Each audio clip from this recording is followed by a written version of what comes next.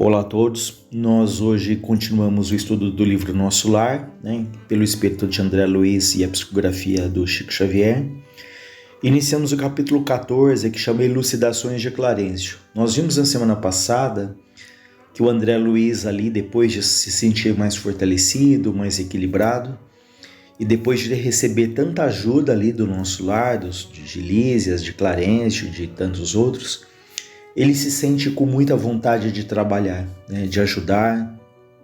Ele ouve ali gemidos, gritos em quartos ao lado de onde ele estava e, enfim, despertou mais do que nunca nele esse desejo de resgatar um pouco ali do conhecimento que ele tinha de médico e de poder ajudar. Então, lembrem que ele vai ali ter uma audiência com Clarencio, que é o ministro, pedir ali o trabalho. E ele se depara com a situação em que Clarencio ele atende 2 a 2. Primeiro ele atende uma senhora, que pede ali para voltar à terra para ajudar os filhos, mas essa senhora, pelo que nós vimos, não estava ali suficientemente preparada para essa tarefa e não tinha ali conquistado méritos para isso. E aqui chega o momento em que o André Luiz vai falar ali com Clarencio. Então, olha, pulsava-me precípite o coração, fazendo-me lembrar o aprendiz bisonho diante de examinadores rigorosos. Vendo aquela mulher com lágrimas e ponderando a energia serena do ministro do auxílio, tremia dentro de mim mesmo, arrependido de haver provocado aquela audiência. Não seria melhor calar, aprendendo a esperar deliberações superiores? Não seria presunção descabida pedir atribuições de médico naquela casa, onde eu permanecia como enfermo? Então vejam que ele chega na vez dele e ele fala, meu Deus, o que eu vim fazer aqui, Ele pensa ali em desistir, como às vezes a gente está numa fila até com uma senha e fala para a atendente, olha, eu não vou poder esperar, vamos embora, mas aqui não dava tempo, Então ele fala que ele viu a energia serena do Clarencio conversando com aquela mulher. Então é muito interessante esse ponto, energia serena, porque nós no nosso dia a dia nós oscilamos nos extremos. Há situações em que nós ficamos absolutamente calados, sem nos posicionar, em situações que às vezes precisam ali da nossa energia, e outras vezes nós temos essa energia, mas descontrolada, talvez até raivosa, agressiva. Então, Clarencio ele tinha uma energia serena, ou seja, ele é muito sincero, ele falou ali, ele fala aquilo que de fato há necessidade, ele esclarece, ele pontua, no entanto ele faz isso com serenidade, sem se alterar, sem humilhar a pessoa, então ele não deixa de deixar muito claro, ele não deixa de falar, mas ele faz isso com muito equilíbrio, Então é um aprendizado aí para nós, até essa expressão, como que nós lidamos com a nossa energia. Ela é uma energia serena? Então é claro que há situações em que nós devemos falar e há situações em que nós devemos nos silenciar. Que o tempo vai recolocando ali as coisas no seu devido lugar. Então procurarmos aí essa sabedoria, pedimos a Deus essa lucidez. Em que situações eu falo agora? Em que situações eu aguardo um pouco? E algumas situações que nós não devemos falar nem agora, nem depois.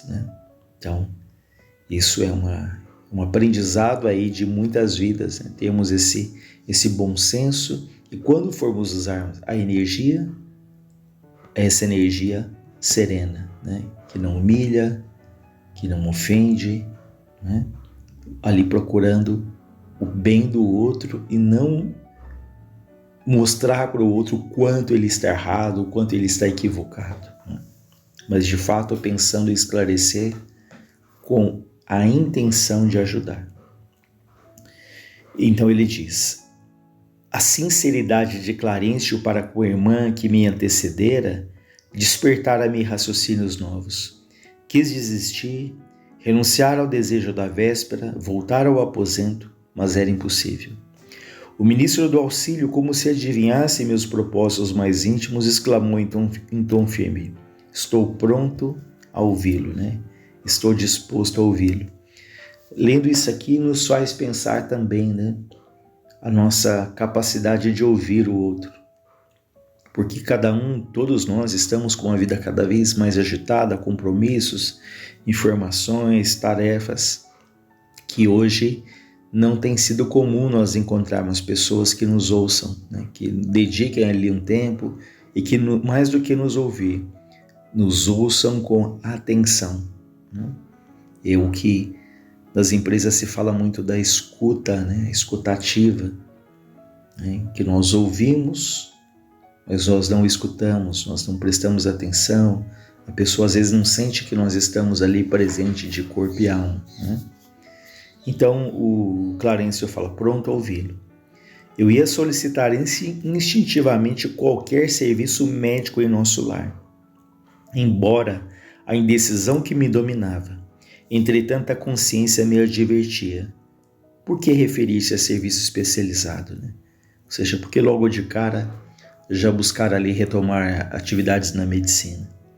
Não seria repetir os erros humanos, dentro dos quais a vaidade não tolera outro gênero de atividade, senão o correspondente aos preconceitos dos títulos nobiliárquicos ou acadêmicos? Né? Essa ideia equilibrava-me a tempo. Bastante confundido falei. Veja que ele consegue, segundos antes ali de falar com Clarencio, refletir em tudo isso, né? Não seria vaidade eu já pedir ali para exercer a medicina, né? Será que eu não deveria buscar ali um trabalho mais simples? Tomei a liberdade de vir aqui, o André Luiz diz, pedir os seus bons ofícios para que me reintegre no trabalho. Eu ando saudoso dos meus mistérios, né? dos afazeres ali. Agora que a generosidade do nosso lar me reconduziu à bênção da harmonia orgânica. Qualquer trabalho útil me interessa, desde que me afaste da inação, né? Desde que me coloque em atividade. Clarencio fitou-me longamente como a identificar minhas intenções mais íntimas. E o Clarencio diz a ele, já sei. Verbalmente pede qualquer gênero de tarefa, mas no fundo sente a falta dos seus clientes, do seu gabinete, né? Do seu consultório médico. Sente falta da paisagem de serviço com que o Senhor honrou a sua personalidade lá na terra. Então vejam que Clarencio aqui já começa a ser ali muito transparente. Verbalmente, você pelos lábios me pede qualquer tarefa. Mas no fundo, é a saudade ali do ambiente do consultório, né?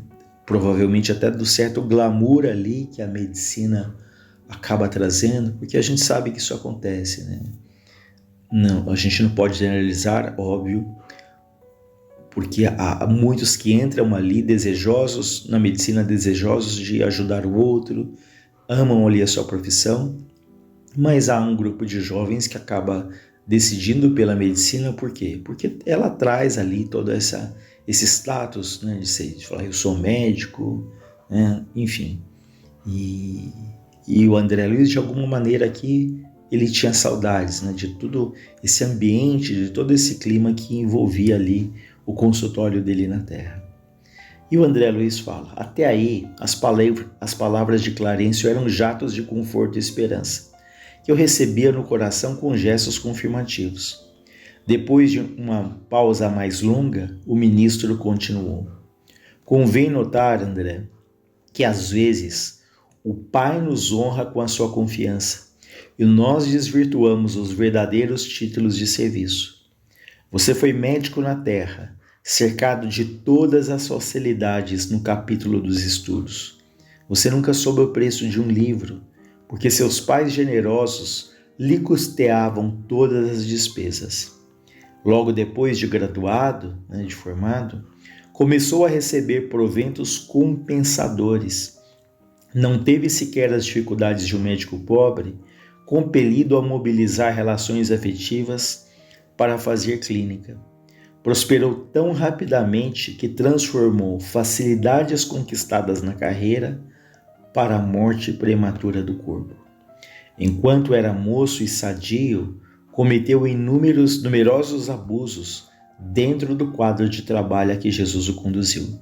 Então Clarencio deixa claro aqui para ele, né, que ele foi um médico na Terra que teve muitas facilidades, pais que bancaram, que compraram tudo para ele, né? Às vezes o médico, quando ele é recém-formado, ele demora ali anos, né, muito tempo para formar ali uma clientela, uma clínica, né? E ele tudo transcorreu com muita facilidade, né? Desde recém-formado ali já ganhando bem, né? E no entanto ele transforma todas essas facilidades em ações ali que foram minando ali a sua própria saúde, como a gente viu, a questão do descuido da alimentação, do álcool, ele contrai a sífilis, né? A questão da sexualidade ali, enfim, tudo isso ele acabou não tirando um pouco do foco do trabalho dele que ele teria na medicina, de não só atender, mas ajudar ali muita gente que o procurava. E ele ajuda, a gente vai perceber, mas não tanto quanto deveria, não quanto se esperava ali de um médico que teve tantas facilidades ali na vida, né? Diante daquele olhar bondoso e firme ao mesmo tempo, estranha perturbação apossara de mim, diz André Luiz. Respeitosamente eu ponderei. Eu reconheço a procedência das observações, mas se possível estimaria obter meios de resgatar os meus débitos, consagrando-me sinceramente aos enfermos desse parque hospitalar. Clarencio responde: impulso nobre, amigo. Contudo, é preciso convir que toda tarefa na terra, no campo das profissões, é um convite do Pai para que os homens penetrem os templos divinos do trabalho. O título para nós aqui é simplesmente uma ficha, mas no mundo costuma representar uma porta aberta a todos os disparates, né? A todos os enganos, os erros. Com essa ficha, o homem fica habilitado a aprender nobremente e a servir ao Senhor no quadro de seus divinos serviços no planeta.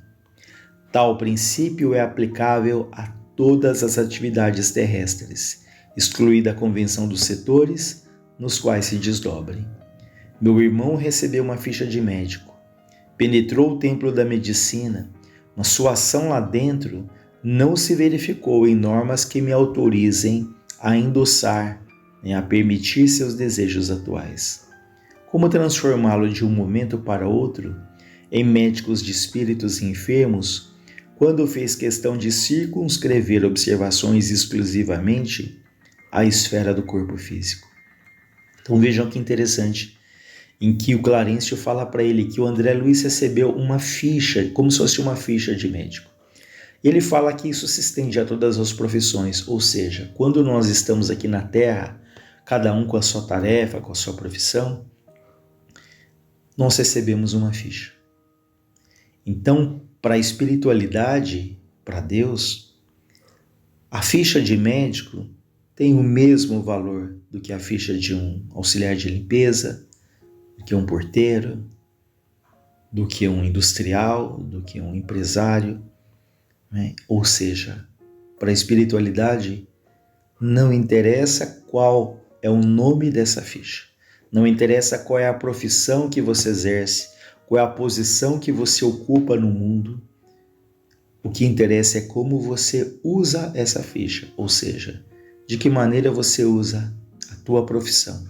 Obviamente para sustentar a si e a sua família, mas acima de tudo, por que Deus nos colocou em determinadas profissões? Qual é o nosso papel ali? Quantas pessoas nós nos encontramos todos os dias? Quantas pessoas são influenciadas ali pelo nosso trabalho, não é? Então, é muito interessante isso, porque muitas profissões aqui na Terra, elas estão ali carregadas, né, desse status, de uma aparente superioridade, né? E do outro lado, isso não interessa. Interessa é como você usou. Até Frei Fabiano fala que um porteiro se santifica, né? Um enfermeiro se santifica quando ele usa ali bem o seu trabalho. Então, Um porteiro, por exemplo, que recebe bem as pessoas no prédio, que está sempre com um sorriso no rosto, que bem isso faz, né? Então isso é muito marcante, porque muitas pessoas falam, nossa, como aquela pessoa é simpática, como ela é receptiva. Então uma coisa aparentemente simples, que é cumprimentar com um sorriso no rosto, isso tem tanto valor que nos chama ali a atenção. Então é um porteiro, é uma profissão aqui na Terra considerada simples por nós, mas do outro lado, qualquer profissão pode ser de uma nobreza imensa, desde que bem utilizada, desde que bem vivida, né? Então é isso que ele fala, que as profissões são como fichas que a gente recebe. E aí o André Luiz fala, como é que eu vou te transformar num médico de espíritos doentes, né? Se lá na Terra você circunscrevia, ou seja, a sua visão era limitada ao corpo físico, aos exames, porque do outro lado são médicos que olham o paciente como um todo, que olham a alma, que tem esse treino, essa vivência, essa bagagem, até porque a maioria esmagadora das nossas doenças, elas têm origem em o quê? No nosso espírito, no nosso comportamento, e as nossas células físicas, elas assimilam esses desequilíbrios, não é? Então o médico espiritual, ele vai olhar ali não só o sintoma, mas qual é a causa que gerou aquela doença, que foi gerada por um comportamento, e que comportamentos foram esses, né? E então por isso que ele fala que não daria para transformar ele de uma hora para outra no médicos de espíritos doentes, né? E o Clarencio continua dizendo, eu não nego a sua capacidade de excelente fisiologista, né, de um conhecedor ali profundo da fisiologia do corpo humano, né? Mas o campo da vida é muito extenso. Que me diz de um botânico que alinhasse definições apenas com o exame das cascas secas de algumas árvores? Grande número de médicos na Terra prefere apenas a conclusão matemática diante dos serviços de anatomia. Concordemos que a matemática é respeitável, mas não é a única ciência do universo. Como reconhece agora, o médico não pode estacionar em diagnósticos e terminologias, né? Ou seja, o médico não pode se prender somente ali aos conceitos técnicos da medicina, nem diagnósticos, nem só em exames. Ele tem que penetrar a alma, sondar-lhe as profundezas, ou seja, conhecer ali muito aquele paciente, né? O que ele pensa, o que ele sente, né? Porque tendo essa visão muito mais ampla, né? Tratando ali cada um de fato como individualidade, isso vai ajudar muito ali o médico a diagnosticar, a tratar, a recuperar ali o equilíbrio, não só físico daquele paciente, mas entender ali causas profundas que podem ter levado esse paciente a ficar doente. Muitos profissionais da medicina no planeta são prisioneiros das salas acadêmicas, porque a vaidade lhes roubou a chave do cárcere. Vejam, isso aqui, forte isso aqui, né? Que muitos médicos na Terra são prisioneiros das salas acadêmicas, do orgulho, da vaidade, dos títulos, dos trabalhos publicados, né? E às vezes perdem o foco do bem-estar ali do paciente, da missão que eles receberam de Deus aqui na Terra. Raros conseguem atravessar o pântano dos interesses inferiores, sobrepor-se a preconceitos comuns, e para essas exceções reservam-se as zombarias do mundo e o escárnio dos companheiros. Então, nós não podemos generalizar, porque tem vários médicos ali que são dedicados, que são amorosos, que trazem muito fortemente essa noção ali do amparo, do auxílio, e vivem isso, né? Mas há muitos e muitos que acabam se perdendo ali no orgulho e na vaidade, né? Fiquei atônito, André Luiz diz. Eu não conhecia tais noções de responsabilidade profissional. Assombrava a minha interpretação do título acadêmico, reduzido a uma ficha de ingresso em zonas de trabalho para a cooperação ativa com o Senhor Supremo. Incapaz de intervir, aguardei que o ministro do auxílio retomasse o fio dos esclarecimentos. Conforme deduz, continuou ele, não se preparou convenientemente para os serviços aqui. Generoso benfeitor, o André Luiz diz, compreendo a lição, eu curvo-me à evidência, ou seja, eu reconheço essa lição, né, e eu reconheço que eu realmente não estou preparado para ser o médico aqui. E ele diz ainda, e fazendo esforço por conter as lágrimas, ele pede humilde, submeto-me a qualquer trabalho nessa colônia de realização e paz. Com um profundo olhar de simpatia, Clarencio respondeu, meu amigo, eu não possuo apenas verdades amargas, mas tenho igualmente uma palavra de estímulo. Não pode ainda ser médico em nosso lar, mas poderá assumir o cargo de aprendiz oportunamente. Sua posição atual não é das melhores, entretanto é confortadora pelas intercessões, pelos pedidos chegados ao Ministério do Auxílio a seu favor. Minha mãe? Perguntei, inebriado de alegria. Sim, respondeu Clarencio. Sua mãe e outros amigos no coração dos quais você plantou a semente da simpatia. Vejam, ele plantou em corações a semente da simpatia da mãe e de algumas outras pessoas. Logo após a sua vinda, eu pedi ao Ministério do Esclarecimento que providenciasse a obtenção das suas notas, que examinei atentamente. Então vejam, que o Clarencio pede ali um prontuário, que nós temos do outro lado, o nosso prontuário com os registros, das nossas vidas anteriores, para que eles vejam ali quais as nossas necessidades, qual o nosso histórico, como nós somos. E aí o André Luiz percebe nesse prontuário, olha, houve muita imprevidência, numerosos abusos e muita irreflexão. Mas os 15 anos de clínica na Terra, você também proporcionou receituário gratuito a mais de 6.000 necessitados. Vejam, o André Luiz na Terra tinha atendido de graça mais de 6.000 necessitados. Na maioria das vezes, praticou esses atos meritórios absolutamente por troça. O que ele quer dizer aqui, se por troça? Ele fez isso, na maioria das vezes, sem ali grande atenção, sem aquele espírito de amoroso. Fez ali, sabe quando você faz uma coisa, eu vou cumprir ali uma tarefa, eu vou fazer. Mas talvez até por obrigação, mas ele fez, Mas presentemente, pôde verificar que mesmo por troça, mesmo sem esse interesse ali tão genuíno pelo outro, o verdadeiro bem espalha bênçãos em seus caminhos. Ou seja, mesmo que ele não tenha feito com aquela dedicação, aqueles 6.000 atendimentos foram importantes para ele. Desses beneficiários, olha, dos 6.000, 15 não esqueceram. E tem enviado até aqui 20 apelos a seu favor. Olha que interessante isso. 15 pacientes nunca esqueceram dele e sempre faziam preces por ele, tamanha era a gratidão. E essas preces desses 15 foram extremamente importantes nesse momento.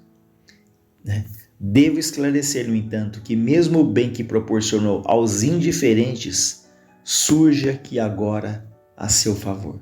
Então vejam a importância de conquistarmos ali simpatia, de fazermos o bem, não pensando numa retribuição, numa troca, Tanto que ele atendeu 6.000, mas 15 ficaram profundamente agradecidos e não esqueceram dele.